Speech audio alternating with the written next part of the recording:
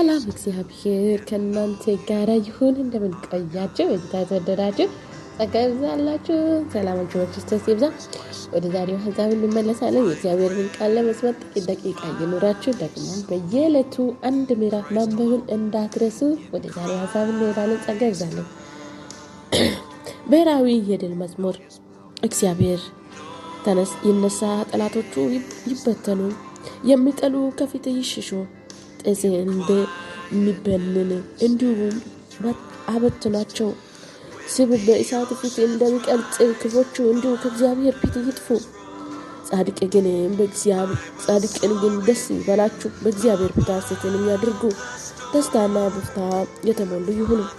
ለእግዚአብሔርን ዘምሩ፣ ለስሙም ተገኙ። በደመና ላይ የሚሄድ ከፍም አደረገ። ስሙም እግዚአብሔር በተባለው ፊት እጅግም ደስ ይበላችሁ። እግዚአብሔር በተቀደሰው ማደሪያ ለደካ አደግ አባት፣ ለመበለተኛውም ተሟጋች ነው። እግዚአብሔር በብቸኛውን በቤተሰብ መካከል ያኖራል። እስረኞቹን ነፃ አወጥቶ ያስፈነድቃል።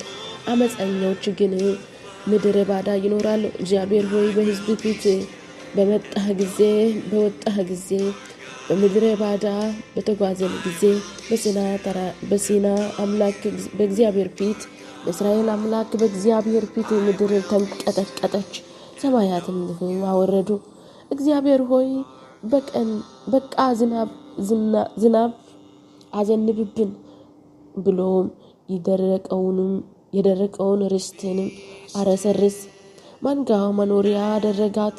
እግዚአብሔር ሆይ ከበረከት ለደኮች ሰጠ። ጌታም እንዲህ ሲል ቃሉን አስተላለፈ። ትእዛዜንን የሚወዷቸው ብዙ ሰራዊት ናቸው። የሰራዊት ነገስታት ይፈጥኑ፣ ይሾክሉ፣ በስፍራም ይዋሉ።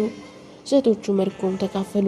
በበጎቹም በረት መካከል ብትገኙስ እንኳን ክብር እንደተመረጡ የርግብ ክንፎች በቅጠልም ወርቅ እንደተለበጠ ለብጦች ናቸው።